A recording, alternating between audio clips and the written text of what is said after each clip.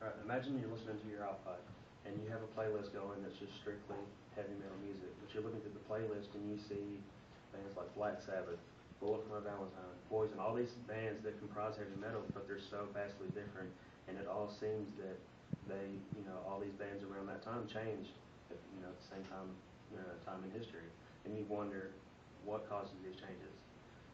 It's my purpose during this presentation to inform you of some of the non-musical influences that can make these changes within a genre of music, particularly heavy metal, and how those things can shape it from everything from political standpoints, maybe social standpoints, maybe the way the economy is, maybe personal events that are happening within the band members. I grew up as a huge fan of metal through the 80s. And, of course, anybody that grew up in the 80s, they know that that was the decade of metal. It was everywhere. And,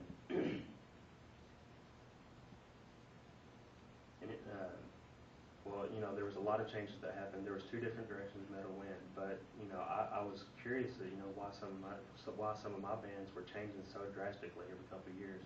So I set out to kind of go back, find out where metal come from. Maybe that's where I could find my answers and see what changes have led to it, and I can foresee changes in the future. So we go back to 1960s Birmingham, England. Post World War II. There's a lot of heavy industrialization. People are trying to get back to living normal life after such a devastating war. People are angry at the government. They're having to struggle to put food on the table. So there's a lot of angst just towards the system, towards the man, but they have no way to express that. In comes a band called Black Sabbath, led by the man himself, Ozzy Osbourne, who speaks on behalf of all the working class people. He comes in and talks about how people have to go to work every single day just to barely get by, and all of a sudden the working class people have something to latch onto, and they released the album in 1970, and it just blows the door wide open. All of a sudden there's all this harder, heavier, aggressive rock that talks about all these things that have never been talked about before. You have Led Zeppelin, you have Kiss, you have Blow Extra Cold. The door is wide open. And this leads into a worldwide phenomenon called the new wave of British heavy metal, where you have bands like Iron Maiden, Judas Priest, and Def Leppard set out to spread their heavy metal message all over the world. When it hits America, this is what created the split in the 80s.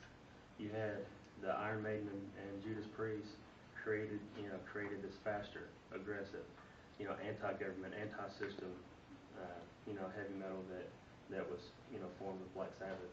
But Def Leppard talked about the fun, exciting, lovely things about life and the rock and roll life, and that's where we got our glam metal, our hair metal, our Motley Crues, our Poisons, Rad, that talked about girls, and unskinny bop, all these things that just epitomized 80s hair metal.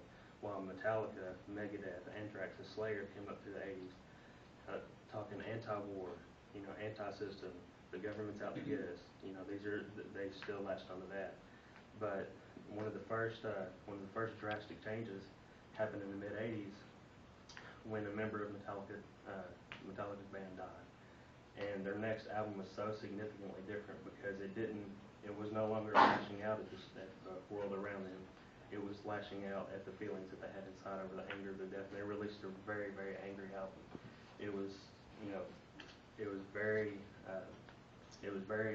influential as far as causing other bands to kind of look on the inside, look at themselves, and and then it wasn't 2 years after that's when the grunge movement came in. The grunge movement was all about individuality, looking in yourself. It's not about the fame and fortune, and because of that, it completely killed the 80s metal that was all about the fame and fortune and big lifestyle.